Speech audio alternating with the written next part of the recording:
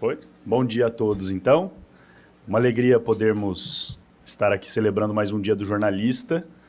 Temos tempos complicados que nós estamos vivendo, né? A gente estava conversando ontem aqui essas ameaças aí que nós tivemos ontem, um monte de fake news para cima e para baixo.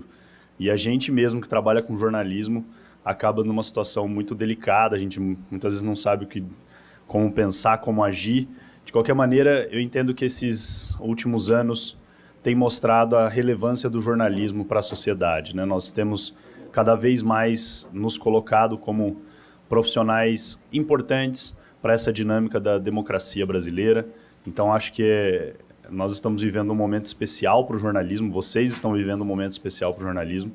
Nós tivemos recentemente um evento aqui também, né, Patrícia, discutindo questões de etnia, de preconceito. Foi bem interessante. Eu acho que essa discussão, esse tipo de discussão aqui no curso de jornalismo é muito importante. E para nós hoje é uma alegria receber antigos alunos, né? A gente não fala ex, né? Os antigos alunos nossos voltando aqui para casa, lembrando um pouquinho de como o prédio, revendo professores, tiveram a infelicidade de rever o trigo, né? Alguns aí olharam, pô, o trigo de novo, cara, pô. Eles que falaram ali, ué, na mesa. Brincadeira. Mas é muito bom tê-los aqui, espero que vocês se sintam bem aqui no nosso meio. Nós estamos oficialmente, então, abrindo o nosso terceiro colóquio do Dia do Jornalista. E aí, como é de praxe na Universidade Presbiteriana Mackenzie, todo início de evento, a gente tem sempre uma reflexão bíblica.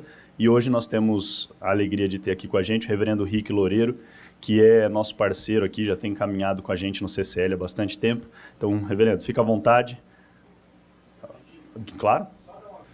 Quero agradecer a oportunidade de estar aqui com vocês, antigos alunos também, e cumprimentar nosso diretor do CCL, Dr. Rafael, todos os alunos que estão aqui nessa manhã. Eu sei que é um dia de celebração, um dia do jornalista, e eu gostaria de enaltecer a importância do seu papel na sociedade como informante e como comunicador no nosso país, na nossa cidade.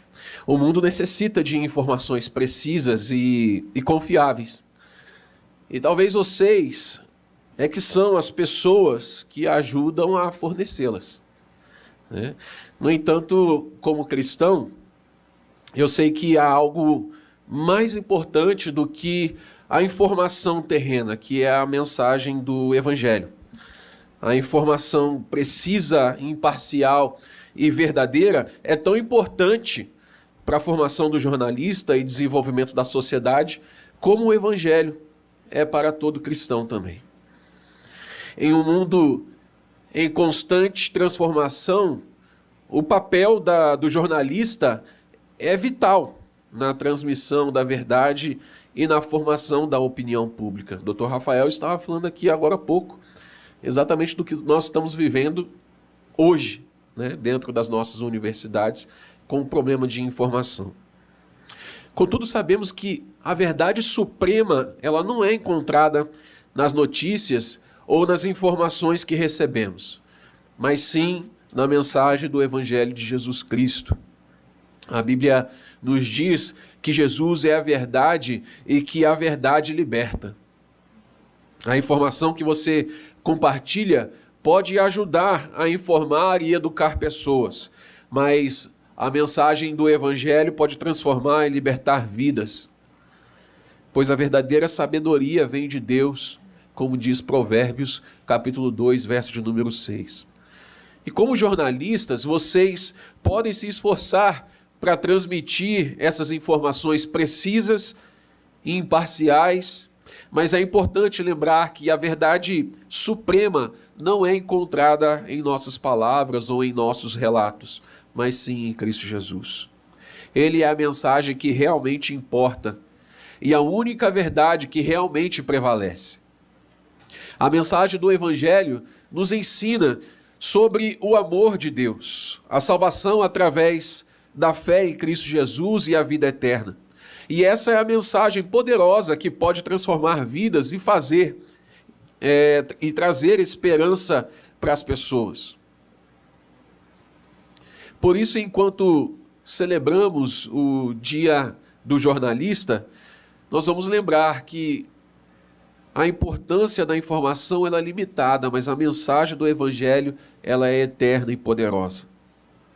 Que possamos sempre nos esforçar para transmitir informações precisas e verdadeiras, mas nunca nos esquecermos da verdade suprema encontrada em Cristo. Jesus também disse que devemos ser sal da terra e luz do mundo. Em outras palavras, devemos ser pessoas que fazem a diferença no mundo e compartilham a verdade.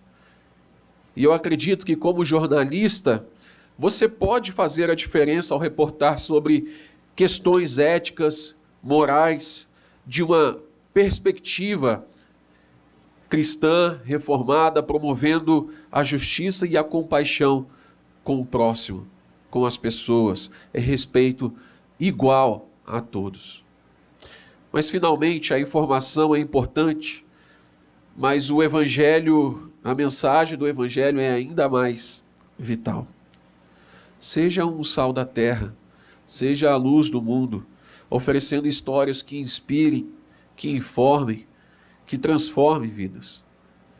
Que Deus os abençoe nessa manhã, nesse dia de celebração, abençoe a sua jornada como comunicadores e lhes dê sabedoria em todas as suas reportagens, em todos os seus escritos, até que essa jornada aqui se conclua e que vocês possam sair da nossa universidade com esse propósito de servir a sociedade com a verdade. Mesmo em respeito a todas as expressões religiosas que nós encontramos aqui, e aqueles que também estão nos assistindo, eu quero te convidar a me acompanhar numa oração, pedir a Deus que abençoe o dia de vocês e a condução deste evento aqui. Vamos orar? Pai, obrigado por essa manhã, obrigado pelo teu cuidado sobre as nossas vidas. Hoje é um dia de festa, hoje é um dia de celebração, que o Senhor possa abençoar cada estudante deste evento, cada professor, os coordenadores, aqueles que organizaram este evento, que estão nos servindo com este evento.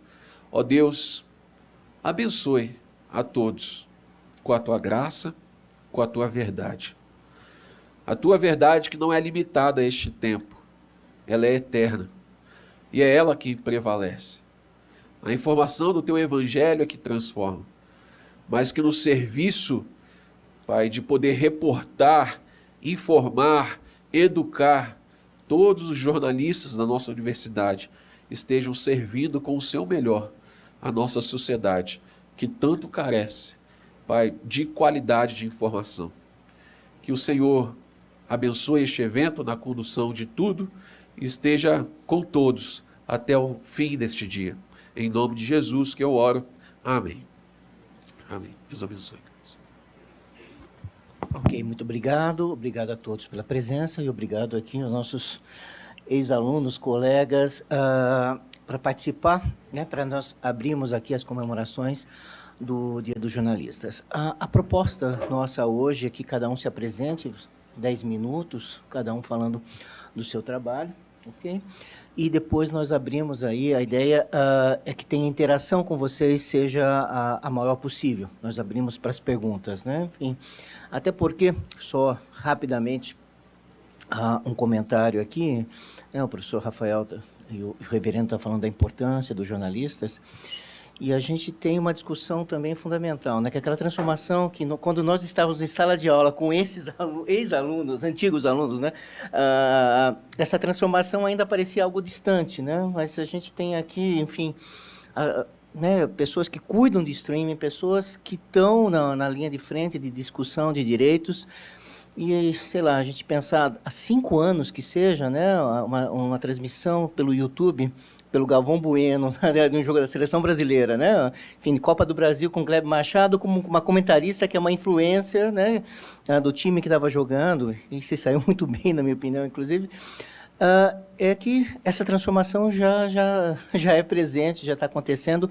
e pelo, né, enfim, eu vou deixar o Lucas, o Maércio, o Luiz, o Bernardo comentarem sobre isso, eles estão na linha de frente, né? Se vocês olharem, né, a biografia de cada um, do que eles estão fazendo, eles estão na linha de frente desse processo de repensar o jornalismo. Então, eu acho que, né, a gente tem uma conversa aqui hoje para acontecer que é bastante produtiva. Mais uma vez, obrigado a todos vocês.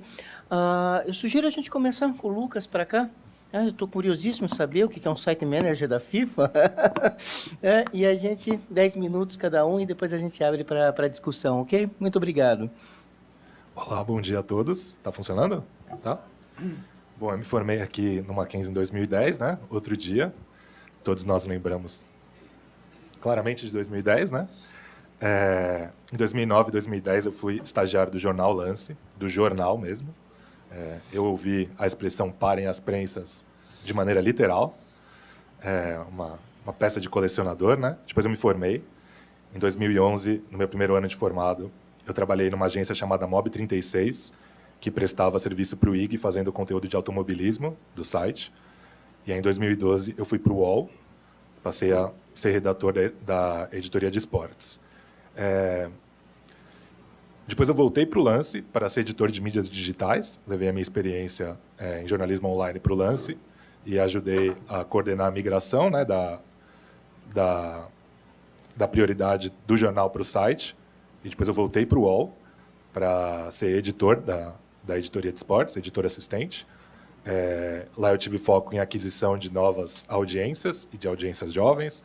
A gente fez o nosso primeiro canal na Twitch do UOL, entre outras ações.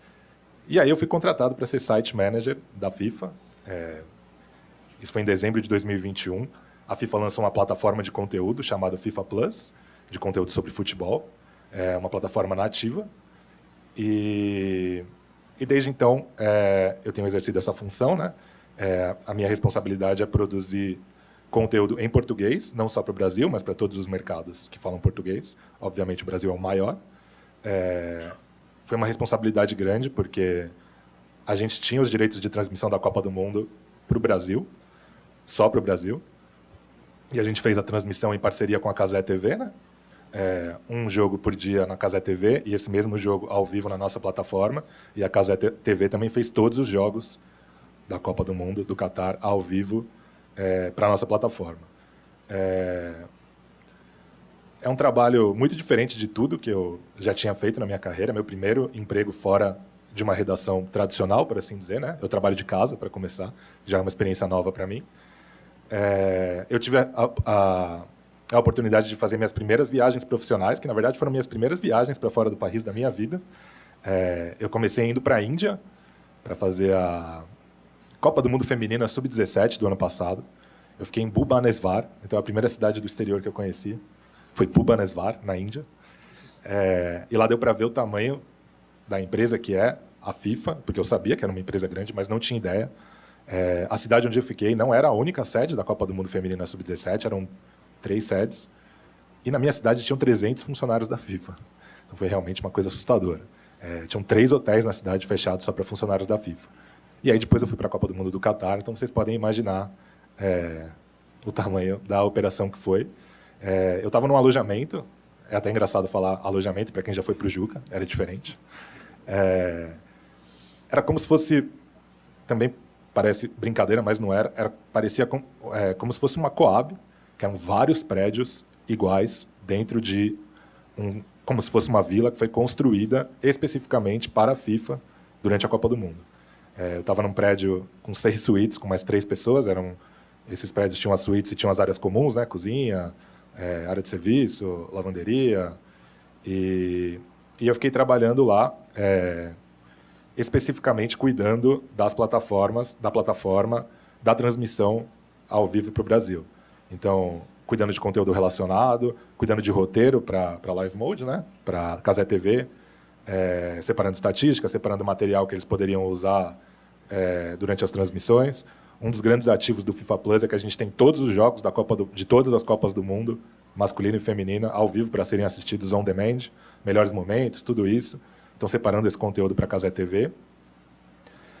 E também produzindo conteúdo, né? Indo nas entrevistas coletivas oficiais da FIFA do Tite, dos jogadores escolhidos pela seleção brasileira, também do Fernando Santos, dos jogadores escolhidos pela seleção portuguesa.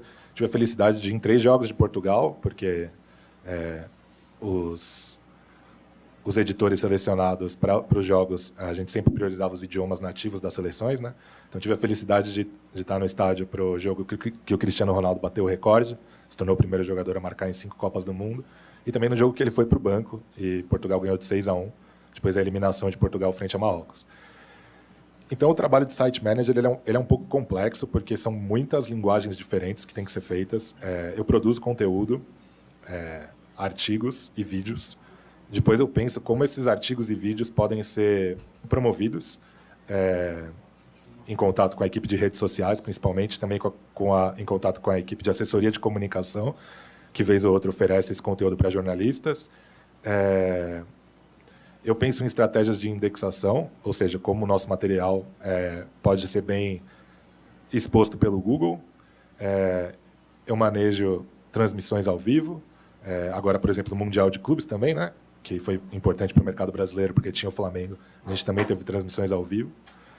E é basicamente isso, assim. Então, a nossa equipe é limitada, são 4 pessoas no Brasil, e a gente cuida de tudo isso. Então, produção de conteúdo. Recentemente, a gente conseguiu fazer uma exclusiva com o Ramon, né, técnico interino da seleção brasileira, antes da data FIFA.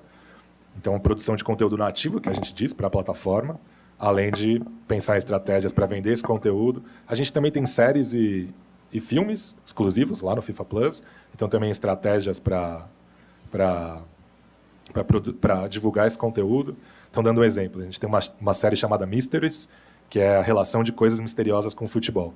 Aí tem um episódio sobre OVNIs, que diz que o recorde mundial registrado no Guinness de maior quantidade de pessoas expostas simultaneamente a um suposto OVNI é um jogo do Vasco. Então, obviamente, isso é muito interessante para o mercado brasileiro. Contando os que estavam em campo, né? Exatamente, contando os jogadores. Inclusive, tem uma entrevista com um jogador que conta o que ele viu e ouviu do suposto OVNI. Então, também, como a gente faz para divulgar as nossas séries e filmes para o mercado brasileiro, para o mercado português, para os países africanos que falam português. Então, é basicamente isso, é você olhar para a plataforma de uma maneira global e entender que conteúdos podem ser produzidos ou promovidos para os mercados que falam português. Então, é basicamente isso. Estou nessa função até hoje. Esse é um ano muito cheio do nosso calendário, porque já começou com o Mundial de Clubes do ano passado, que foi adiado para esse ano. Aí teve The Best, a mesma coisa, foi adiado para esse ano, porque a Copa foi no fim do ano. Já teve um torneio novo da FIFA, que é a repescagem global da Copa do Mundo Feminina, né? Lá na Austrália, na Nova Zelândia. Agora está chegando a Copa do Mundo Masculina Sub-20. Tem o Blue Stars, que é um torneio de clubes juvenil da FIFA. O Corinthians vai participar. Depois tem a Copa do Mundo Feminina, óbvio. Aí, ainda no segundo semestre, tem a Copa do Mundo Masculina Sub-17, a Copa do Mundo de Beach Soccer e o Mundial de Clubes 2023 na Arábia Saudita. Então, esse vai ser um ano de muito trabalho. Espero continuar fazendo um trabalho honesto em promover a plataforma para o Brasil. Muito obrigado, Lucas. Vou passar também o Maércio, que também trabalha na área de streaming, né? Nessa fronteira nova aí para nós no jornalismo. Obrigado, Lucas. Obrigado, Maércio. Obrigado. Bom dia. Primeiro, obrigado, Mackenzie, por me fazer o convite. Uma honra estar aqui. Feliz de rever a faculdade, o prédio, de ver o trigo mais uma vez. Eu costumo dizer que o Mackenzie mudou minha vida, assim, modo de agir, modo de pensar. Eu era do interior, mudei para São Paulo em 2009 e existe o Maércio antes e depois do Mackenzie. No meu segundo semestre, eu entrei como estagiário no Grupo Bandeirantes de Comunicação, na Band, para trabalhar na Rádio Bradesco Esportes FM, uma rádio totalmente voltada para o esportes. Eram 24 horas de programação esportiva, mas que acabou sendo 24 horas de programação futebolística, porque, infelizmente, no Brasil, a gente não dá muita atenção para esportes olímpicos ainda, fora do ciclo, né? A gente acompanha esporte olímpico a cada 4 anos. Nessa rádio, eu fiz um pouco de tudo, edição, redação, roteiro, pauta, buscava café para apresentador quando era estagiário, então fiz um pouco de tudo e a gente teve um case de sucesso lá, que foi um programa chamado Agora o Bicho Vai Pegar, que atingiu números muito legais, incomodou um pouco a concorrência, mas, infelizmente, a rádio chegou ao fim, porque o banco Bradesco não quis mais investir no Grupo Bandeirantes, ou não quis investir ali naquele setor, né, no setor de rádio. E aí a rádio chegou ao fim em 2017. Eu continuei no Grupo Bandeirantes como setorista do Corinthians na Rádio Bandeirantes, uma função muito pesada e que foi uma escola muito grande para mim, viver diariamente o clube, viver diariamente os treinamentos do Corinthians, reportando a situação para os ouvintes da Rádio Bandeirantes, que não são poucos, buscar entrevista, buscar pautas, apurar informações, criar relações com fontes, que eu acho que é muito importante que a gente aprenda isso logo no começo da nossa profissão. Então, foi uma escola muito grande para mim, só que em um mês ali eu conheci bastante gente, já conhecia outras pessoas também, e acabei recebendo convite para trabalhar com assessoria de comunicação. Um amigo antigo me convidou para trabalhar na Footpress Comunicação, que é uma das maiores assessorias de imprensa esportiva no país. E eu aceitei o convite, fui lá trabalhar com jogadores, clubes, empresários, dirigentes. E aí foi onde eu conheci todos os bastidores do futebol, que também é muito legal. Trabalhei durante 3 anos na assessoria, até 2020. Trabalhei com jogadores de grandes clubes de São Paulo, do país e até da Europa. A gente tinha esse objetivo de fazer os jogadores brasileiros jogando na Europa serem mais conhecidos aqui no Brasil. E, claro, gerir as crises aqui dos jogadores que a gente tinha aqui. Para vocês terem ideia, eu trabalhei para o Arboleda, no São Paulo. Não foi muito fácil, mas era bem legal. Foi um desafio muito grande também na minha carreira, trabalhar com jogadores, clubes. Na Footpress a gente teve um case de sucesso também, que foi o Oeste, um time pequeno do interior de São Paulo, de Itápolis, o clube, né? Mas que migrou para Barueri, e a gente teve que fazer todo o trabalho de aproximar o clube da cidade, de aproximar o clube da torcida da cidade, de quem morava ali em Barueri e na região. A gente criou todas as redes sociais do zero. Hoje o Oeste, infelizmente, não está tendo grandes sucessos, mas na época a gente conseguiu fazer um grande trabalho lá.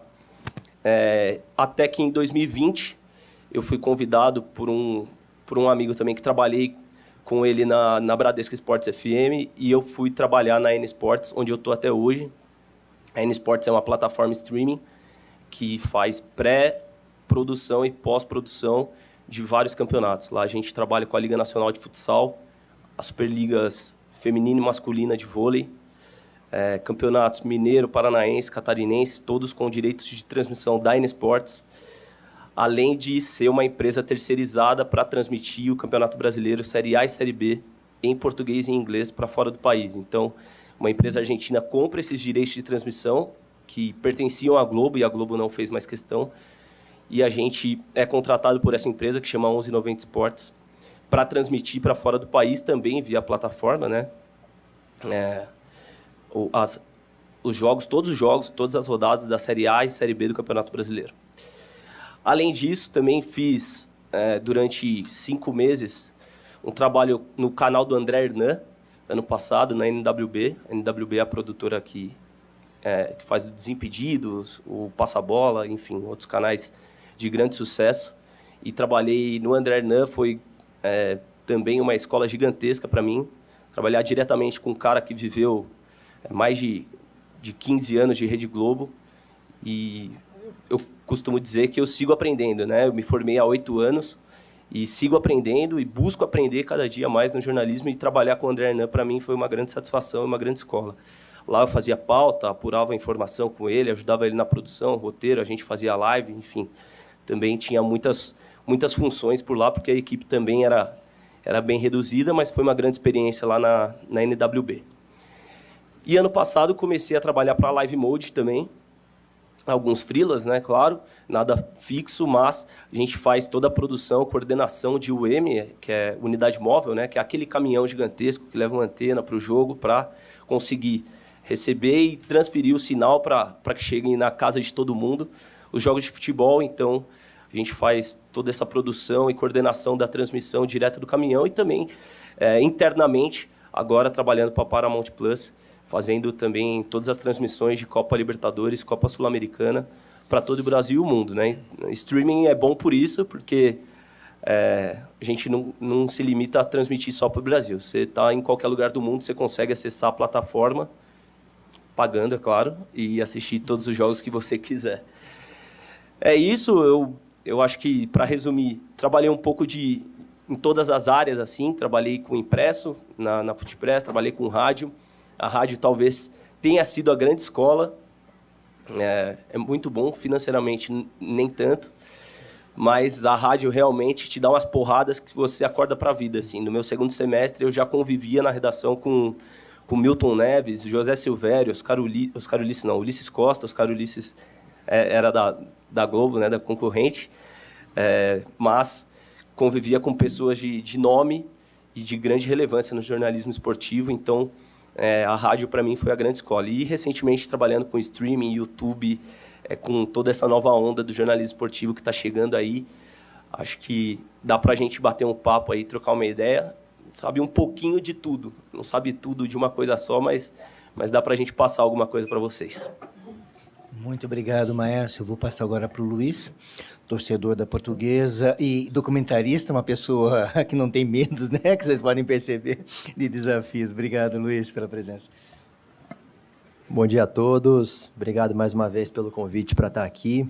Eu me formei aqui no Mackenzie em 2013, né? Então, vão 10 anos aí dessa formação. E o Sandano falou muito bem em relação à Portuguesa, porque eu acho que, assim, como muitos, eu sempre gostei muito de esporte e sonhei em trabalhar com jornalismo por causa do esporte, mais especificamente por causa do futebol, mas como poucos é por causa da Portuguesa, porque eu sou torcedor fanático da Portuguesa.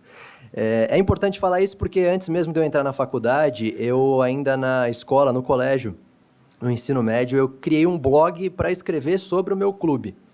E eu comecei a escrever isso em 2007, 2008, sobre todos os jogos da Portuguesa. E eu ia escrevendo, enfim, até hoje eu escrevo sobre a Portuguesa. De lá para cá, acho que não teve um jogo que eu não escrevi sobre o clube. Então, eu quis fazer jornalismo e sempre gostei de rádio por causa disso, porque eu não conseguia assistir jogo nenhum da Portuguesa em lugar algum, né? Mas tinha uma equipe de rádio em São Paulo que transmitia todos os jogos. Então eu me apaixonei por rádio por causa disso. Quando eu tinha 10 anos, eu pedi um rádio Motobras para os meus pais, AM, FM, ondas médias, ondas curtas, para ficar ouvindo os jogos, e eu passava finais de semana ouvindo jogos no rádio. Então, quando eu entrei aqui no Mackenzie, tudo que eu fiz na faculdade que dava, eu colocava futebol e colocava esporte no meio. Então, eu fiz uma iniciação científica. Na época, ainda estava começando ali um boom no Twitter da atuação dos jornalistas esportivos, e esse início de discussão ainda lá muito incipiente hoje, né? De ser jornalista ou ser influencer, do que é opinião, do que é informação. Meu TCC foi um documentário sobre esportes paralímpicos. A gente estava ali já sabendo que teríamos as Olimpíadas aqui no Brasil e, por consequência, as Paralimpíadas. E, por incrível que pareça, o esporte me ajudou a entrar no mercado de trabalho, porque eu participei do processo seletivo do Sistema Globo de Rádio, na época Rádio Globo e CBN, e eram 4 estagiários que eles selecionavam por ano, e esses estagiários faziam um rodízio entre as duas rádios, e uma das funções era o esporte. E eu, claramente, meu chefe falou, olha, você está sendo escolhido porque você é o cara do esporte, né? E todos os outros não tinham nenhum perfil para isso. Então, ali eu comecei. Comecei na Rádio Globo, que tinha uma programação muito voltada pro futebol, assim como o Maércio. Claro, no início você se choca, porque eu lembro que primeiro dia eu entrei no estúdio, o Oscar Ulisses estava ali representando o Globo Esportivo, uma semana depois o Osmar Santos estava visitando a redação, enfim, grandes figuras que você estava ali ouvindo e você acaba começando a conviver. E figuras que você nem imaginava que depois também iam se tornar o que se tornaram, como Ana Thaís Matos, né, comentarista da Globo, que eu lembro que foi a primeira pessoa que me ensinou a fazer produção de um programa esportivo no rádio, na época na Rádio Globo. Então eu entrei lá como estagiário e acabei ficando nesse ano de estágio muito no esporte da Rádio Globo e no esporte da CBN. Na época eram duas equipes diferentes, né? O tempo foi passando, eu virei trainee, depois repórter, depois redator, depois produtor, em grande parte do tempo trabalhando com o futebol. Depois eu acabei até por uma trajetória dentro da rádio e pelas particularidades desse meio aí, né? Cada vez mais enxuto e cada vez o profissional precisando fazer mais coisas, eu acabei me distanciando um pouco da atuação do esporte na rádio, mas depois eu vou entrar também nisso, eu acabei seguindo aí paralelamente um outro projeto ligado ao futebol. Só que agora, mais recentemente, eu acabei sendo colocado numa função de coordenar a rede de afiliadas da CBN. Hoje, a gente só tem no Sistema Globo de Rádio a CBN, é uma equipe de esportes só.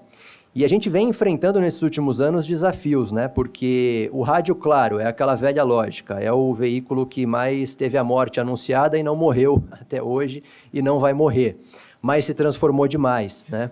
Então a gente hoje tem um rádio com imagens. Se a rádio hoje não tem imagem, já é uma reclamação dos ouvintes e do próprio mercado publicitário, só que você tem que saber dosar até que ponto você tem que ir em relação ao rádio para você deixar de ser rádio. Ainda mais depois que a gente vê o processo que a Jovem Pan fez, que foi de virar TV e o rádio simplesmente retransmitir uma programação da TV. O que nós somos? Nós somos rádio que vai ter imagens, mas jamais vamos ser uma TV. Isso já chocou um pouco, e hoje a gente vê isso nas transmissões esportivas. O simples fato de você abrir uma câmera mostrando o narrador olhando para o nada, porque você não está vendo ali nenhuma jogada, você já tem milhares e milhares de pessoas te acompanhando no YouTube, acompanhando as rádios no YouTube. E hoje, se uma rádio não faz isso, uma equipe esportiva não faz isso, ela está fadada ao fracasso, tanto de audiência quanto comercialmente falando. E a gente também passou por uma transformação nesses últimos anos, que na verdade fez um processo se acelerar e se concretizar, foi a questão da pandemia. Porque foi um período em que você tinha os jogos rolando, mas as equipes fazendo tubo. O tubo já vem de muitos anos, por uma questão de economia, por uma questão, né, financeira mesmo das empresas. Só que isso se instituiu de uma forma que agora, inclusive, está difícil voltar.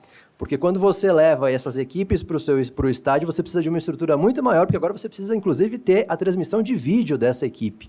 E você precisa de toda uma estrutura que o público se adequou e o próprio mercado publicitário se adequou a você fazer dentro de um estúdio, né? E, ao mesmo tempo, você também tem essa interação com o teu ouvinte, que hoje não é mais só ouvinte, mas também um espectador, que também traz aí desafios para você medir até que ponto o que você está fazendo é jornalismo, até que ponto é entretenimento. E a gente ainda está no meio de uma discussão, né, do que é um conteúdo feito por influencer, do que é um conteúdo feito por jornalista, do que é uma transmissão de um veículo tradicional, do que é uma transmissão de um veículo focado só para transmitir futebol. E eu hoje lido muito com diferentes realidades, porque a CBN hoje ela tem 38 afiliadas espalhadas pelo país.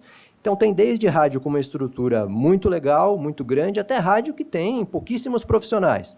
Em comum, na maioria dos casos, é o futebol como um carro-chefe, principalmente quando a gente fala do ponto de vista comercial para o rádio hoje. Nada se compara ao futebol, apesar de não serem valores nada animadores, mas é o que realmente puxa a coisa. Então a gente vê todas essas diferentes... Eu, por exemplo, trabalho com essas diferentes estruturas, muitas muito pequenas, outras maiores, mas todas se voltando para esse mesmo caminho do streaming, do vídeo e de como você ainda tornar o rádio relevante para a transmissão esportiva. E também algo que o rádio vem sofrendo nos últimos tempos, que é você transmitir competições internacionais, ou, por exemplo, Jogos Olímpicos ou Copa do Mundo, em que os direitos de transmissão são muito caros e estão ficando cada vez mais pesados para uma rádio, para um rádio que é um meio que nunca teve muitos recursos, mas hoje, naquela pizza ali que você pega as fatias no mercado publicitário, você sempre vai ver ali um filetinho um pouco menor. Claro que os custos de operação também são menores. Mas, enfim, só para trazer um pouco do panorama e dos dilemas desse momento. E quando eu falei aqui que eu também tive uma atuação paralela, eu, no meio desse caminho, acabei criando uma produtora chamada Acervo da Bola, de produção de documentários sobre futebol, muito focado na história, na preservação da história do futebol. Pelo Acervo da Bola, a gente já produziu 10 documentários, são 3 longas-metragens, 7 curtas-metragens, A gente já está na produção de mais um.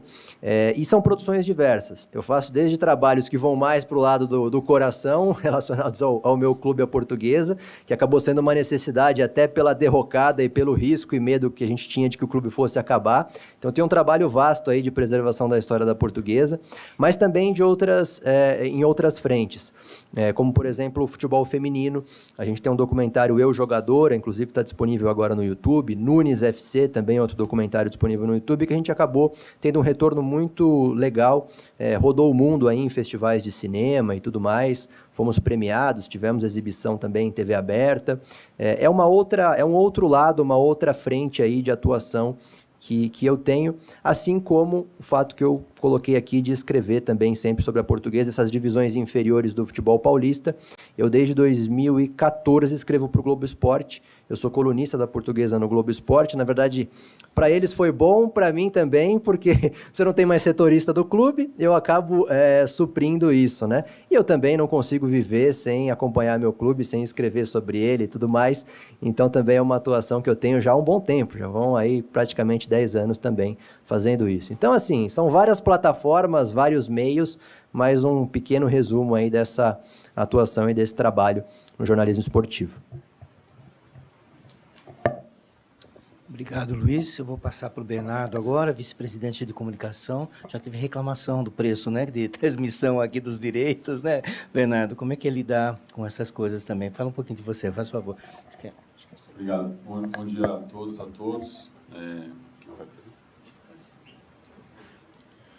Bom dia a todos.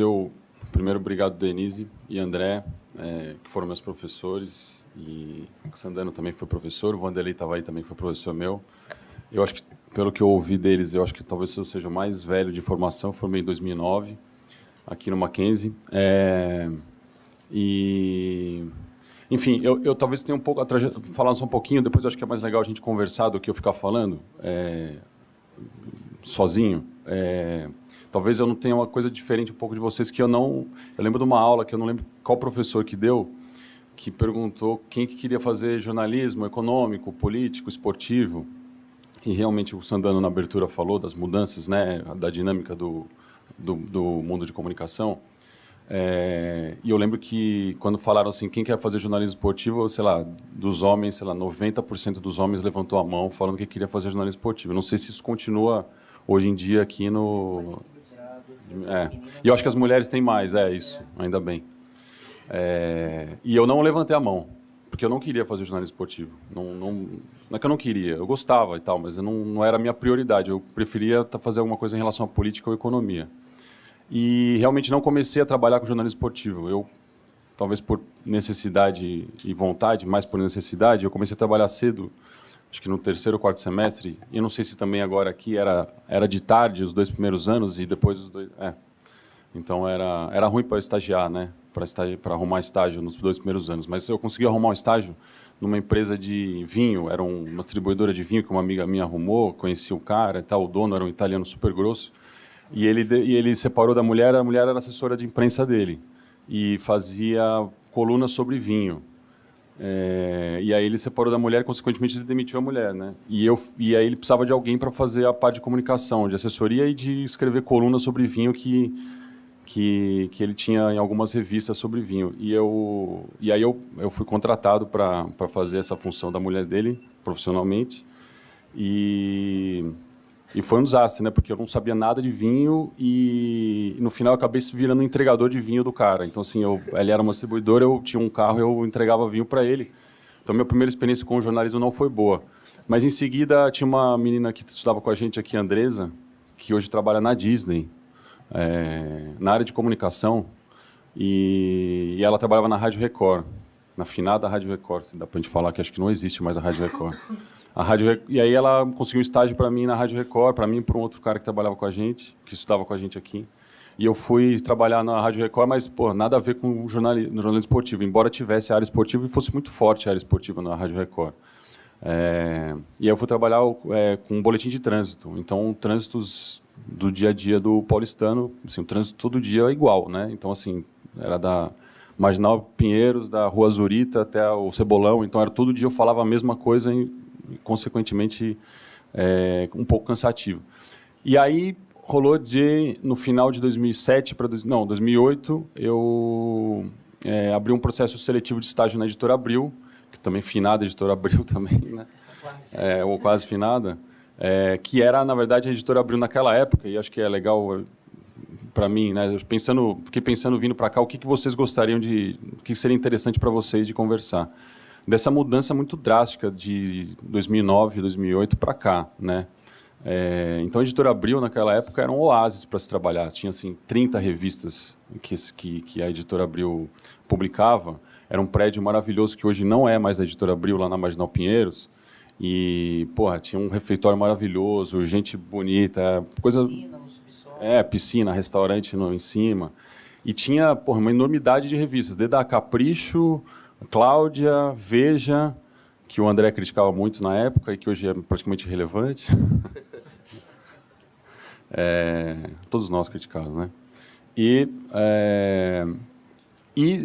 tinha a Placar, né? A revista Placar, que na época era extremamente relevante, ainda era muito relevante, né? Não era tanto quanto já tinha sido. E tinha a revista VIP, a revista Playboy e tal. E eu lembro que no processo seletivo de estágio você tinha que escolher 3 opções, né? Com prioridade, quais você gostaria de trabalhar. E eu escolhi a primeira a Placar, a segunda a VIP e a terceira a Playboy. E porque, de fato, não tinha nenhuma relação com outras, Você S.A. e tal, não fazia muito sentido para mim. Então, dentro das revistas que tinham, eu consegui, né, um processo seletivo e tal longo, consegui começar a estagiar na Placar. E foi lá que começou a minha trajetória de jornalismo esportivo. Que era completamente analógico, né? Então, eu trabalhava para uma revista publicada mensalmente que tinha alguns guias publicados em pré-Campeonato Brasileiro, pré-estaduais, pré-Libertadores e tudo mais.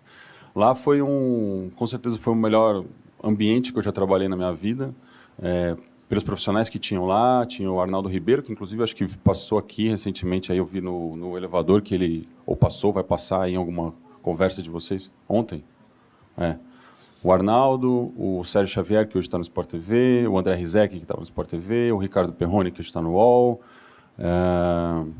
Enfim, e aí tinha uma galera lá muito legal. E nesse processo, né, na Placar, acho que eu aprendi muito, consegui construir muitas relações. Acho que o Márcio falou sobre relações com fontes, né, que tinha. E naquele momento, para mim, meu grande sonho, quando eu comecei a trabalhar no jornalismo esportivo, era trabalhar na Folha.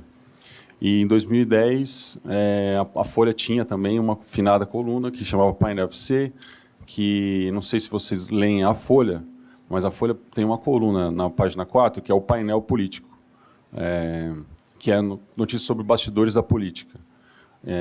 E tinha o Painel FC, que era a mesma coluna, só que voltada para o esporte. E aí o Mariante, que era o chefe de esporte, o editor de esporte na época, que hoje é um ombudsman da Folha, convidou para assumir o painel, editar o painel UFC. E eu entrei lá para falar sobre bastidor de esporte, política de esporte, negócio do esporte e tal. E lá realmente ali foi assim, talvez a Placar tenha sido o melhor ambiente que eu trabalhei, com pessoas muito incríveis, mas na Folha foi realmente onde eu aprendi a trabalhar com jornalismo esportivo diário, que é uma insanidade. Eu lembro quando o Mariante me chamou para trabalhar, foi num café lá no Conjunto Nacional, na finada Livraria Cultura do Conjunto Nacional. Então, que não existe mais, né? Ele falou, porra, o painel, a Folha é uma máquina de moer gente. E realmente era uma máquina de moer gente pelo ritmo de trabalho que tinha. Mas foi fantástico trabalhar lá. Conheci, porra, pessoas muito incríveis do jornalismo,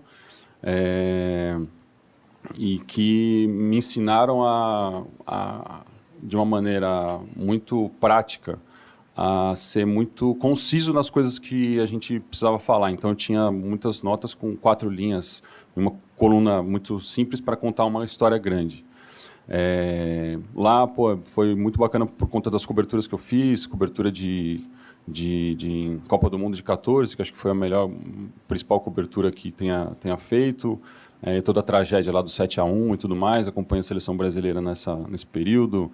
Teve, acho que um caso que é legal para falar para vocês, que eu sempre falo que também não sei se é falado nas aulas de jornalismo, que eu acho que deveria ser falado, que é do caso da entrevista que o Mário Sérgio Conte fez com o sósia do Filipão, e com o sósia do Neymar, num avião. e que repercutiu pessimamente para a gente, né? Mas o Mário Sérgio Conte é o Mário Sérgio Conte, ele pode, né? Então a gente fez que tudo bem, né? O jornal falou que estava tudo bem, mas é um absurdo, né? O cara entrevistar um sósia e achar que está tudo bem, e depois no dia seguinte ele fez uma entrevista para a própria Folha falando que isso não alterou o preço do dólar. Mas isso me pegou demais, porque eu acho que isso é uma demonstração clara de como o jornalismo se autoprotege de mentiras que ele mesmo fala. Mas, enfim, estou contando a história atrás, mas assim, foi muito legal a trajetória na Folha e acho que, só pegando um trechinho dessa passagem pela Folha, que eu acho que é bacana, que acho que conversa com o momento que a gente está falando aqui, porque acho que o jornalismo mudou muito, completamente, do que quando eu entrei na faculdade, quando eu saí da faculdade, do que quando vocês estão aqui agora. Não sei qual semestre vocês estão, mas se vocês tiverem qualquer tipo de semestre, vocês têm uma realidade completamente diferente do que eu tive e do que provavelmente todos eles tiveram. Mas a Renata Lopretti, que ela fazia o painel, ela editava o painel político enquanto eu editava o painel UFC. E ela me ajudou muito a construir os modelos de como ser conciso. E, para mim, ela é a jornalista mais brilhante que tem hoje no Brasil. E a Renata falava assim, jornalismo é movimento, e eu acho que o movimento ele é constante do que vem sendo passando, o que vem sendo passado nos últimos anos aqui. Eu falando de tanta gente falando sobre streaming, falando sobre novas plataformas, falando sobre documentários no YouTube, e eu acho que realmente é isso. Eu acho que se vocês estão aqui na expectativa de trabalhar no jornal impresso ou num veículo de comunicação tradicional, existe essa possibilidade, e ela é cada vez mais rara, né? E mal remunerada em muitos casos, mas acho que é um desejo legítimo, acho bacana que vocês tenham, mas acho que tem um espectro muito grande de comunicação que vocês podem olhar. Eu acho que o jornalismo tem e o jornalista tem capacidade diferente do que outras profissões têm para desenvolver, negócios inclusive. Desculpa, um parênteses aqui, então fechando esse parênteses aí em relação ao que eu falei da Renata, desse movimento. Aí eu volto para mim. Então, e aí volto para mim conectando com o que eu estava falando. Em 2015, o jornalismo estava extremamente decadente, a Folha tinha demitido passaralhos, é um termo que não sei se é comumente falado aqui, né? Mas passaralho, não sei se vocês conhecem, mas passaralhos são demissões em massa que acontecem no jornalismo. Então, eu passei de 2010 a 2015 na Folha por diversos passaralhos lá. Graças a Deus fiquei salvo de todos, mas uma hora o pássaro chega em você. E vislumbrando toda essa situação e a decadência do jornalismo tradicional, eu tive um convite para ir para a Federação Paulista de Futebol, que tinha mudado a gestão, entrado um presidente novo, que me convidou para assumir a área de comunicação lá. E na conversa com ele, eu falei, cara, você sabe que eu trabalho na Folha, trabalhei na Placar, sempre fui muito crítico a todas as entidades esportivas e tal. Se você está me convidando é porque você entende que gostaria de alguma mudança. Ele falou assim, exatamente. Então, teve um alinhamento de chakras ali para o negócio acontecer. E foi muito bacana essa mudança. A Folha já tinha... Eu lembro que eu tinha, sei lá, 20 jornalistas que trabalhavam na redação de esporte em 2010, quando eu entrei. Quando eu saí, tinham 6. Então, invariavelmente, estava mega decadente e eu não tinha muita perspectiva positiva. Então, eu assumi, resolvi ir para a Federação Paulista, olhando para a área de comunicação, que mudou completamente a minha visão sobre o futebol, mas principalmente sobre a área de atuação do jornalista. E aí, então, assim, tudo aquilo que eu fazia de hard news, de publicação de notícias diárias, de capturar fontes e tudo mais para entender e tentar publicar, informar o torcedor, eu estava de um outro lado do balcão, mas que no final hoje eu vejo que é um balcão aberto, talvez circular, porque eu acho que a gente está produzindo conteúdo, né? A gente está contando histórias de várias formas diferentes. E aí eu assumi a área de comunicação e comecei a trabalhar dentro da Federação Paulista, olhando para a parte de assessoria de imprensa, que talvez seja mais tradicional que a gente trabalha lá, mas principalmente olhando para a produção de conteúdo diferente. E acho que daí talvez entre aí, em relação ao que eu tenho mais atuado, na área de transmissões, de negociação de direitos de transmissão, de novas plataformas. A gente, em 2021, a gente se preparou por 3 anos com a Live Mode, que o Márcio trabalha, para negociar os direitos de transmissão diante desse novo cenário de mídia, e o cenário de mídia mudou completamente. Então, a gente tinha a Globo comprando todos os direitos de transmissão até 2021, E as mídias tradicionais, naturalmente, têm perdido potencial financeiro e no final tem que fazer escolhas sobre qual investimento vai se fazer. E eles tinham claramente uma escolha clara que eles iam tirar investimento em relação aos campeonatos estaduais, o que foi legítimo e normal. Só que para a gente, né, olhando para a Federação Paulista, para os clubes paulistas, a gente precisava criar alternativas. E as alternativas eram olhar para o meio digital e pensar como que a gente criar um ambiente competitivo de empresas que poderiam potencializar os direitos e gerar receita para os clubes e gerar uma visibilidade para as competições. E aí, nesse processo a gente mudou, negociou, fechou o primeiro contrato no Brasil de transmissão com o YouTube, em que o YouTube paga pelos direitos e a gente produz as transmissões para o YouTube. A federação, a gente produz todas as transmissões para o YouTube.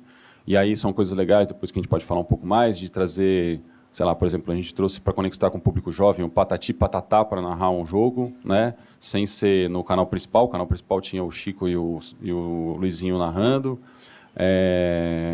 Mas, enfim, trazer inovações e tentar conversar com públicos diferentes.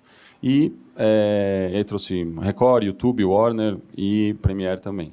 Então, só dando um panorama geral do que eu venho fazendo aqui, mas hoje eu cuido da área de comunicação e de marketing, que também, no final, acaba se conectando. Eu acho que o jornalista tem toda a capacidade de, embora seja publicidade e propaganda aqui do lado, vizinhos, eu acho que tem toda a capacidade de entender de uma forma muito mais ampla esse ambiente de comunicação. Muito obrigado, Bernardo. A gente vai dar início, então, às questões de vocês.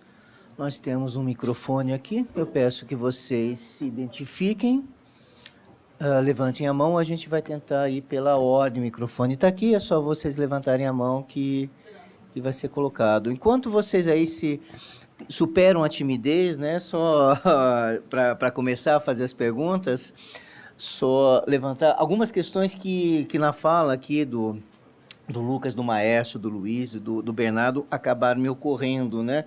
Eu acho que tem alguns pontos nessa transformação que o Bernardo estava pontuando agora que são coisas realmente novas. A questão da gente pensar em África, né? Pensar em novos mercados, a questão da gente pensar o próprio dono dos direitos, né? Criando conteúdo, se esses conteúdos são novos ou são os conteúdos antigos e uma nova roupagem, né? Enfim, essa questão de ir voltar, né, para os meios tradicionais, né? O Luiz e o Bernardo salientaram bastante essa experiência, né? Esse aprendizado com os jornalistas mais antigos. Eu acho que são questões interessantes para a gente começar por aqui também, né? Só pontuando algumas coisas que me chamaram a atenção nas falas de vocês quatro, mas se alguém já tiver aí alguma questão, enquanto isso a gente vai conversando, vocês vão levantando a mão para a gente fazer abrir aí para a participação de vocês.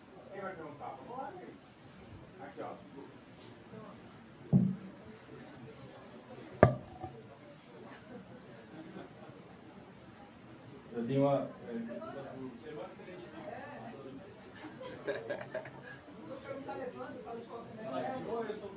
Eu sou o Lucas, eu estou no primeiro semestre de jornalismo e eu tenho uma pro Bernardo. Eu estava bem curioso para saber, tipo, como que... Eu não tenho muita noção de como que a Federação Paulista atua, tipo... como o que ela faz exatamente, e como, puxando outra pergunta, se você gosta de atuar lá, sim, mas como que é, assim, a experiência. E... acho que é isso. Qual é o seu nome? Lucas. Ô, Lucas, cara, na verdade, assim, a Federação Paulista ela é organizadora de todas as competições profissionais do estado de São Paulo, né? São 18 competições que faz, desde a Copa São Paulo, Paulistão, A2, A3, Feminino, Sub-20, enfim, todas as competições organizadas pelo futebol de São Paulo é a que a Federação organiza. O que eu faço eu cuido da área de comunicação e marketing, que, na verdade, assim, trabalha todas as competições do ponto de vista de comunicação. Então, hoje a minha função está muito atrelada ao relacionamento com a imprensa. É uma das verticais que a gente tem lá, o relacionamento com a imprensa e comunicação direta com a imprensa para que as informações relacionadas às competições saiam de uma maneira correta. ou, no mínimo, sejam pelo menos contempladas as versões da entidade.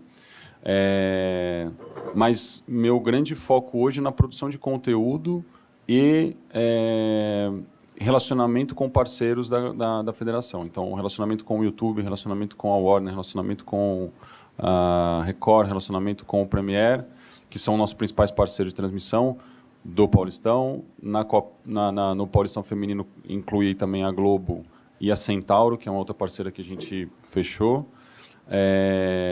E toda a geração de conteúdo em relação a isso, inclusive transmissões esportivas. Quando eu cheguei lá, meu principal incômodo, que eu acho que talvez tenha gerado parte disso que está falando, foi que a Federação Paulista organiza 4.000 jogos por ano. Quando eu entrei lá, a gente só tinha parceiros de mídia tradicional, e esse parceiro de mídia tradicional tem grade, né? A TV linear tem grade fechada com uma limitação, e limitação de investimento também. Só que dos 4.000 jogos que a Federação organiza, tinham cerca de 200 jogos que eram transmitidos, 5% disso. Todos os outros jogos, assim como o Luiz estava falando, a Portuguesa não tinha, sei lá, a Copa Paulista, jogava a Série A2, tal, não tinha nenhum jogo exibido. Minha visão foi como é que eu crio uma relação da Federação Paulista, que é uma entidade que não tem nenhum torcedor, muito pelo contrário, tem um monte de torcedores contra, com o torcedor. Que essa relação não precisa ser amorosa, ninguém precisa amar a federação, mas não precisa odiar também. Então, assim, qual que era a nossa construção? Criar uma relação, alguma conexão. Qual que foi essa conexão que a gente começou a criar? Entregar para o torcedor os jogos que eles gostariam de assistir. Por que o torcedor do Corinthians, do Palmeiras, do Santos, do São Paulo tem toda a possibilidade de assistir todos os jogos dos clubes profissionais e o torcedor da Portuguesa, do 15 de Piracicaba, do Ituano, do Novo Horizontino, do Mirassol, não tem esse direito, embora a sua paixão não seja menor ou maior, seja diferente apenas. Você só torce para um clube com um grau de expressão menor. Então, levar esse jogo. Então, a gente começou a produzir via streaming com parceiros via MyCujo, Eleven, YouTube, Facebook, Twitter, que a gente começou a construir parcerias com esses canais digitais para produzir essas transmissões e entregar para esses torcedores.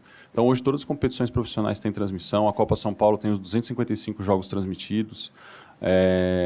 E cria-se uma conexão, né? A federação acaba prestando um serviço. A Federação Paulista é uma prestadora de serviço, deve ser entendida dessa forma.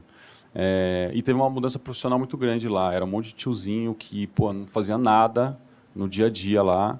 E hoje tem uma turma 100% profissional lá que trabalha, que trabalha na área de comunicação. A área de comunicação cresceu, dobrou de tamanho. Mas muito pelos resultados que acabou entregando e pelas receitas que acabou gerando. Então, hoje, o que a Federação Paulista faz isso e o que eu faço é isso.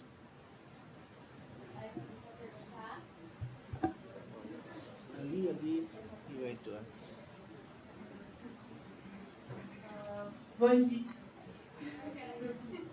Catherine. Bom dia, o meu nome é Catherine, eu sou aluna do 5º semestre de jornalismo. E a minha pergunta ela não é completamente direcionada, eu queria ouvir a opinião e a visão de um pouquinho, né, de cada um de vocês, sobre principalmente focando no futebol, o futebol feminino. Porque durante muito tempo, né, no Brasil, infelizmente, a prática do futebol feminino foi proibida, era contra a lei. Então eu gostaria de saber agora essa crescente, essa luta que está tendo e a visão de vocês nessa parte, não só na visão do jornalismo, mas essa crescente, porque muitas pessoas falavam, né, no começo que não tinha visibilidade, que não era aquilo, mas o que vocês, como jornalistas já trabalhando nessa área há anos, poderiam fazer para mudar a perspectiva e o que vocês fariam para mudar esse ponto de vista, sabe? Infelizmente, esse preconceito que ainda existe. Só tem homem aqui em cima, né, para começar, né? Luiz, eu queria começar. Você tem um trabalho, né, com o futebol feminino, né? Eu acho que um dos... É um só, né? A gente tem vários aspectos aí para falar em relação a isso, mas você tocou no ponto da visibilidade. Eu, cerca de 8 anos atrás, fiz um trabalho também de documentário sobre o futebol feminino. E, na época, ao entrevistar jogadoras e ex-jogadoras, inclusive a gente entrevistou jogadoras que foram as pioneiras da seleção brasileira lá na década de 80, as medalhistas olímpicas também, existia muito uma demanda por parte delas por visibilidade. né? Hoje, quando você conversa com as jogadoras, claro que ainda existe isso, mas você percebe que essa demanda da visibilidade ela está começando a recuar um pouquinho e outras demandas ganharem voz, né? Porque eu acho que assim, você tinha tanta invisibilidade ao futebol feminino que a primeira coisa que você precisava era colocar o futebol feminino na mídia, com transmissões, com cobertura, com espaço mesmo no noticiário diário, com mulheres no jornalismo esportivo. Eu sinto, nesse curto período de 8 anos, conversando com jogadoras que já mudou um pouco a demanda. As demandas já são outras, porque agora esse ponto ainda não foi totalmente, a gente não está no mundo ideal. Mas eu acho que o Bernardo tocou num ponto que é muito importante. A própria Federação Paulista de Futebol, esse trabalho, na verdade, ele revolucionou, né, a cobertura, principalmente aqui no estado de São Paulo. O Bernardo falou dessas transmissões dos campeonatos todos da Federação Paulista de Futebol. Quais foram sempre os principais veículos para você ter cobertura e transmissão de times do interior? O rádio. Se você não tem jornal impresso direito nem nas capitais, imagine no interior. TV, a maioria das cidades não tem TVs locais. É uma afiliada de uma cidade grande daquela região que transmite para aquela cidade. Ou seja, aquele clube esquece. Sempre foi o rádio. Só que esse rádio, ele passou a não conseguir mais acompanhar o clube daquela cidade por questões financeiras. Porque ele não consegue mais despender, por exemplo, uma rádio que acompanha o Monte Azul, em Série A3, Série A2 do Campeonato Paulista. Como é que ele vai mandar para jogar com uma equipe para cobrir o jogo contra o Nacional aqui na Barra Funda? Não manda. Com a transmissão da Federação Paulista de Futebol, com tubo, ele faz isso. Então, ele consegue fazer essa transmissão. Vai perder a competição? É discutível, porque no dia a dia quem vai dar a informação é o rádio, né? Não vai ser a Federação Paulista de Futebol, vai ser só a transmissão que o torcedor vai assistir por ali mesmo. E isso aconteceu com o futebol feminino. O Campeonato Paulista Feminino é o estadual mais forte do país, e tem muita gente, inclusive, que fala que é o principal campeonato feminino no país, né? Até pouco tempo atrás, muito mais organizado do que o Brasileirão feminino.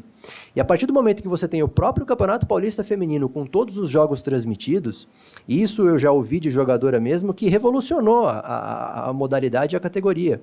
Porque hoje, essas jogadoras que estão no Pinda, no São Bernardo, nos times Realidade Jovem, que são os times menores aqui, elas já, só por estar disputando o Campeonato Paulista, está com um streaming, um YouTube ao vivo, numa quarta-feira, 3h, estão conseguindo oportunidades profissionais em outros centros do país, em outros clubes, que antes não tinham. É o ideal? Não é o ideal. O ideal era a gente ter futebol feminino ali junto com o futebol masculino, a gente ter o jogo da seleção, por exemplo, que agora foi transmitido no SBT com muito mais audiência do que teve. Aí é uma questão muito mais ampla, cultural, para a gente discutir. Mas esse movimento que vem sendo feito, ele tem sido importantíssimo nesse meio. E eu percebo, conversando com jogadoras, isso. Não posso falar, como o Sandana falou, somos todos aqui homens comentando sobre isso. Mas o que a gente percebe quando conversa é que essa questão da visibilidade já avançou bastante, apesar de ainda não estar no ponto ideal, né? Quem quer comentar? Bom, a N Sports fez uma produção durante uns 2 anos para a Corinthians TV e eu participei diretamente do projeto do futebol feminino lá no Corinthians. E acho que a primeira coisa que tem que mudar no pensamento dos clubes é colocar uma pessoa capacitada e que acredita no futebol feminino. Foi isso que o Corinthians fez e é por isso que o Corinthians colhe os frutos até hoje de acreditar lá atrás no futebol feminino. A Cris Gambaré, eu acho que é a maior dirigente de futebol feminino no país. Ela acreditou e confiou e bateu o pé lá no Corinthians para o Corinthians fazer grandes investimentos no futebol feminino. Então, acho que primeiro colocar pessoas capacitadas. Por exemplo, se o clube vai atrás de um Alexandre Matos, vai atrás de um Rodrigo Caetano, para o futebol masculino, eu acho que tem que ir atrás de profissionais também gabaritados para comandarem o futebol feminino. E o investimento, eu acho que o principal é o investimento, o clube começar a olhar para o futebol feminino como não pensava no futebol de base masculino e agora pensa como um investimento. Acho que o Palmeiras mudou muito isso também, de olhar para os meninos da base e falar, pô, eu não estou gastando dinheiro com eles, eu estou investindo aqui porque lá na frente eu vou ganhar dinheiro. Então, eles têm que olhar para o futebol feminino assim também. A hora que os clubes começarem a enxergar o futebol feminino como um possível mercado, pô, vou trabalhar uma menina desde os 15 anos de idade, desde os 13 anos de idade, para ela evoluir, para ela crescer tecnicamente. E aí, e quando ela tiver 18, 20 anos, eu vender ela por muito dinheiro para um clube como o Barcelona, o Paris Saint-Germain, para um Arsenal, que são grandes clubes na Europa que fazem investimentos no futebol feminino, acho que os clubes também vão começar a dar mais valor. Acho certo o posicionamento de algumas federações e confederações de criar uma obrigação dos clubes de ter o futebol feminino para participar de competições, porque só assim os clubes vão criar essas categorias. Agora, acho que, até pela força que as mulheres estão tendo, não só no futebol, mas em toda a sociedade, acho que os clubes estão ouvindo mais e criando já essas categorias, mas acredito que é isso. Investimento para as meninas evoluírem tecnicamente, para o jogo ficar melhor, e aí as pessoas vão consumir mais o futebol feminino, e aí o mercado publicitário vem e vai pagar mais para essas atletas.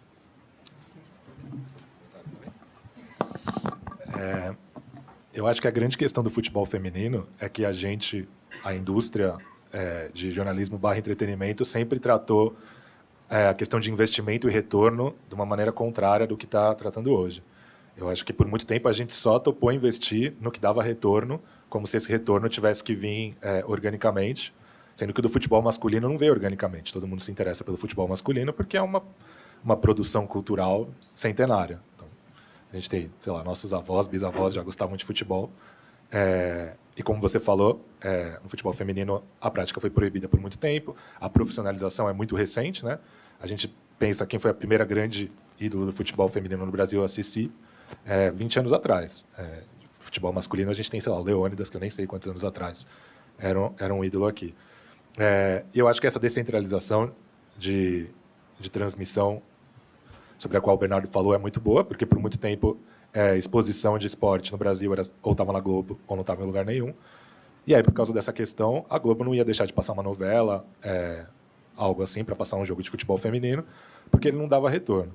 Mas hoje, acho que a nossa indústria percebeu que é o contrário, né? Que se você investir, vai dar retorno.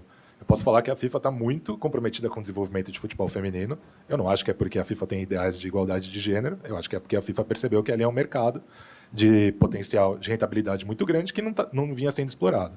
Então, a gente vê hoje a pressão que as confederações, federações estão aplicando sobre os clubes. Aqui no Brasil, por muito tempo, o futebol feminino foi o que a gente chama de cabide de cargo, né? Cabide eleitoral, que eram os aliados políticos dos presidentes eleitos, colocavam ali os seus aliados no futebol feminino, nos esportes olímpicos, porque eram áreas que não tinham cobrança, né? Hoje a gente vê, por exemplo, o movimento das jogadoras do Palmeiras, né? Jogadoras do Palmeiras rompendo com a diretoria, denunciando por meio das vibradoras, né? Um veículo que sempre comprometido com a cobertura, denunciando vários casos que outros jornalistas não tiveram coragem de publicar. E eu acho que isso é bom. Hoje você consegue assistir um jogo de futebol feminino se você quiser. A Copa do Mundo de 2019 foi de um profissionalismo comparável ao do futebol masculino, o que gerou mais movimentos de jogadoras ao redor do mundo cobrando profissionalismo e tal. Então, eu acho que esse movimento tem sido muito bom, de entender que ali é um mercado onde, se você investir, ele vai dar retorno. Agora, é a questão de profissionalizar esse mercado, porque, por exemplo, eu gosto muito de basquete, sempre gostei muito. Quando eu estava aqui na faculdade, na idade de vocês, eu não conseguia assistir jogos da NBA. Eu não tinha essa opção. Para não falar que não tinha essa opção, eu pirateava os jogos. Hoje tem NBA de graça no Gaulês, tem NBA no Amazon Prime, tem NBA em vários canais abertos, tem NBA no YouTube, porque a NBA entrega as suas transmissões de maneira profissional para quem quiser redistribuir. Então, acho que esse processo de profissionalização das diretorias do futebol feminino e do entendimento que esse é um mercado que, ao contrário do que a gente acreditou por muito tempo, tem potencial para dar retorno, tem público, vários recordes de público seguidos no Brasil e no mundo. Eu acho que esse é um processo irreversível. Eu acho que o futebol feminino vai estar no nível do masculino. Também que essa questão de você criar um hábito, né, essa relação, não é uma coisa simples, como o Maestro lembrou da experiência dele com o Oeste, né?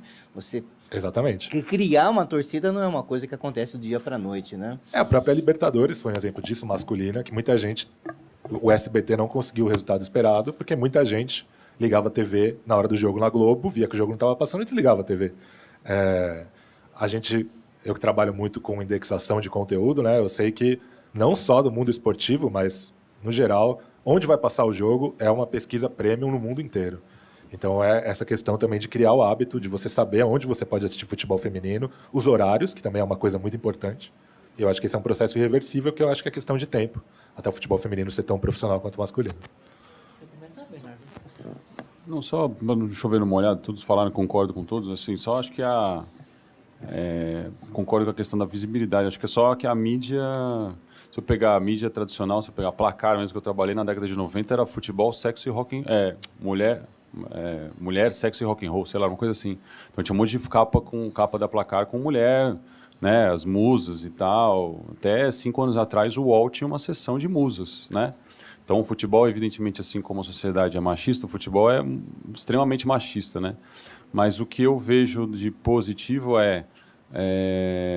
acho que a visibilidade que está tendo, não sabe qual é o ovo ou a galinha, né? Se você tem visibilidade para gerar investimento ou investimento para gerar visibilidade. Acho que a Copa do Mundo de 19 mudou completamente essa visão, quebrou a transmissão de Globo Aberta, né? E agora vai ter também na Copa do Mundo de 23. E, de fato, assim, acho que eu trabalhei com a Aline Pellegrino, que hoje está como gerente de competições da CBF. E ela foi jogadora, capitã da seleção e tal. E eu entendi o futebol feminino dessa forma, assim, a mulherada que é do futebol feminino é muito para frente, assim, é muito dedicada e faz o negócio acontecer.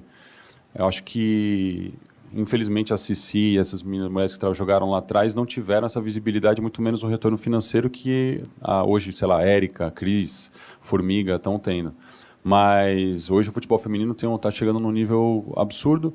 Mas assim, o que você falou, né? Até 2 ditaduras proibindo, né? Ditadura Vargas, ditadura militar, que proibia por lei o futebol feminino, sendo que o futebol masculino o Campeonato Paulista começou em 1902, foi o primeiro campeonato que aconteceu, masculino. O Campeonato Feminino, o primeiro que aconteceu foi em 87. Aconteceu uma edição, depois ficou 10 anos sem ter, em 97 voltou a ter. E tem todos os anos. O Campeonato Brasileiro existe desde 2013. Não existia Campeonato Brasileiro até 2013. Então, assim, é uma coisa muito recente, mas que eu acho que está numa escalada absurda de visibilidade e de retorno, que, com certeza vai ser já é um baita mercado e vai ser um baita mercado, inclusive, para jornalistas, homens e mulheres que gostarem de trabalhar com modalidade. Obrigado. A gente tem uns 10, 15 minutos e tinha 2 pessoal, perguntas. Deixa eu só, até para ter depois um tempinho para os alunos, se quiserem conversar mais individualmente com os convidados, se eles tiverem tempo, claro. Dar uma tietada também, né? Sempre legal. Vamos fazer o seguinte, mais uma pergunta agora, até porque a gente tem outra mesa depois às 10. E aí, na sequência, quem puder ficar aqui para bater um papo rápido com os alunos, aí a gente deixa mais livre a conversa. Tudo bem? Beleza? Senão fica muito apertado até para a gente preparar a próxima palestra. E já vou passar para ele aqui, aí depois a gente faz o encerramento e abre para a conversa mais pulverizada. Meu nome é Levi, eu queria dar bom dia para todos vocês e fazer uma pergunta para o Luiz. Em 2013, a Portuguesa se entrou num buraco, é um assunto meio complicado para você, só que, desde então, você teve muito que trabalhar com divisões inferiores do nosso futebol, né? Série C, Série D, Paulista 2, etc. E eu queria saber como é que você faz para receber a atenção do público, sendo que é claramente menor do que o futebol elitizado, e se tem um segredo para chamar a atenção dessas pessoas para ler o seu conteúdo. Olha, é difícil. De 2013 para cá, eu acompanhei a Portuguesa na Série A, na Série B, na Série C, na Série D.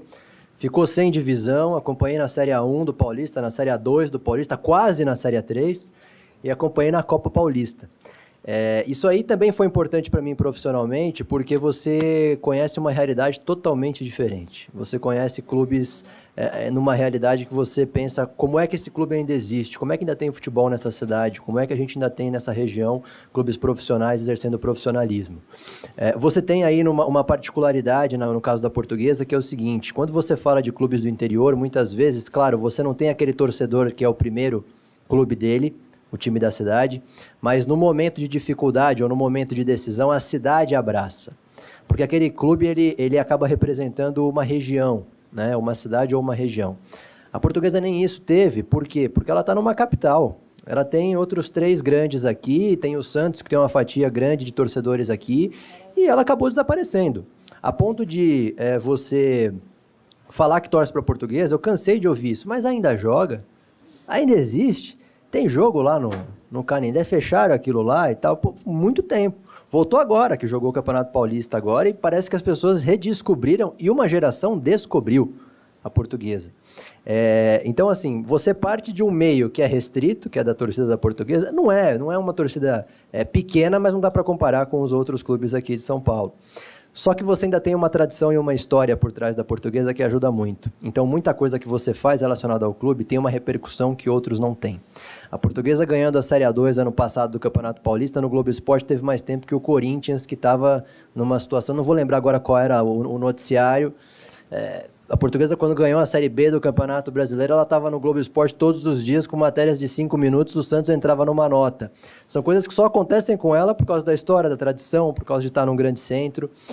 Mas, assim, é uma luta. A Portuguesa completou 100 anos em 2020. Eu ajudei a escrever o livro do Centenário, eu produzi o documentário do Centenário, uma série de podcasts sobre o Centenário. Então, assim, eu já fiz de tudo, né, em relação ao clube. Nunca esperando uma grande visibilidade, mas é uma luta que você precisa ter, é um trabalho de reconstrução, a gente está acompanhando isso, é praticamente começar um clube do zero agora. E para você tanto retomar aqueles que se perderam, mas também reconquistar um espaço que já foi. Mas eu acho importante, porque você vê aí uma infinidade de clubes pelo país que estão nessas divisões inferiores que para a gente não existe, porque não tem visibilidade, porque não vai ter retorno imediato financeiro, mas eles existem e cada um dentro do seu meio ali, acaba conseguindo sobreviver. Mas, André, antes de fazer a última pergunta, só um recado para todo mundo aqui. Acabando aqui, né, a gente finalizando, por favor, fazer o registro de presença aqui no corredor com a monitora, tá? Não esqueçam de fazer o registro de presença aqui do lado, se organizem aqui ao lado para fazer o registro com a monitora. E, além do registro da presença de vocês hoje, também das horas complementares de vocês também aqui no monitor. Antes de passar para a última pergunta, além do Luiz, alguém quer comentar? Não sei que não é todo mundo que tem sorte de torcer para a Portuguesa, mas, enfim. Só um pitaquinho. Acho que o Luiz ainda tem sorte de trabalhar com a Portuguesa. Tem clubes bem menores aí que você tem que entender que você trabalha com um nicho específico. De um time menor, de uma cidade, enfim. Acho que primeiro você trabalha com o nicho dos torcedores que acreditam naquele clube, que acompanham diariamente aquele clube, e depois você vai expandindo. O clube tem que ajudar também. Vocês acompanham o clube de vocês hoje ainda? Que mídia que vocês acompanham? Infelizmente, sim, acordei com a cabeça inchada, inclusive. Já sabemos para quem ele torce. Eu ainda acompanho, sei que a pergunta do professor foi meio direcionada a mim, porque eu sou palmeirense. E na minha época, quando eu estava na faculdade, na idade de vocês, era muito difícil. E eu não sei o que acontecia, que só tinha São Paulino na classe. Então, foi um período muito ruim, de 2007 a 2010, ser palmeirense, só com São Paulino na classe. Só tinha São Paulino na classe, quase literalmente. Tinha eu e mais um palmeirense e um corintiano. O resto, todo mundo que gostava de futebol era São Paulino. Mas hoje está mais fácil ser palmeirense, né? Tá fácil. E essa pergunta é curiosa, porque eu não tenho nenhuma TV em casa. Eu só tenho streaming e só. Então, eu acompanho o meu time por meio... Por exemplo, ontem assisti o jogo na Amazon, domingo assisti no YouTube. Então, eu realmente não tenho mais TV. É engraçado pensar isso, né? Heitor? Oi, meu nome é Heitor, eu sou do 5º semestre de jornalismo. Minha pergunta é para o Lucas. Você falou que foi para o Catar cobrir a Copa, daí eu queria saber de você, você notou, como jornalista, uma maior dificuldade assim, para cobrir as coisas, porque a gente aqui do Brasil notou uma certa repressão, assim, tipo, alguns fatores que não podem ou pode fazer no Catar. Queria saber como foi essa experiência para você. Obrigado. Obrigado pela pergunta. Foi uma experiência curiosa para mim. Já tinha sido na Índia antes, quando eu fui para a Copa do Mundo Feminina Sub-17, porque também era uma cultura muito diferente. Mas, de certo modo, para mim era tudo filtrado, porque eu estava num ambiente muito controlado, né? Então, eu vivia lá no alojamento da FIFA, me transportava para os lugares onde eu precisava ir, ou com transportes oficiais da FIFA, ônibus, carro, ou de Uber. E também, em absolutamente todos os lugares oficiais da Copa do Mundo, FanFest, estádios, qualquer coisa, tinha um ambiente para profissionais da FIFA.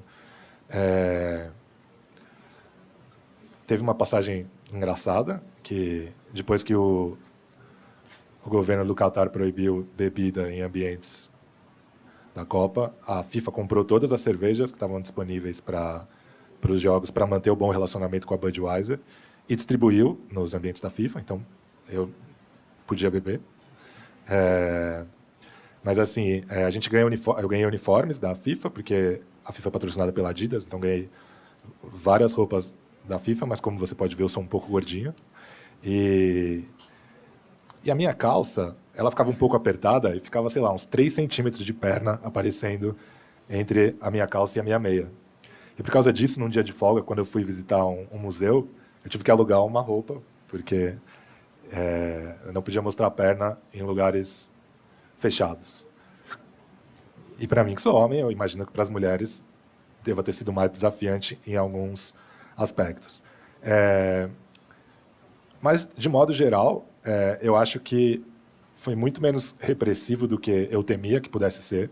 Como, por exemplo, a gente trabalhou com o Defante lá, a gente estava com muito medo que ele fosse preso ou assassinado, alguma coisa assim, foi tranquilo.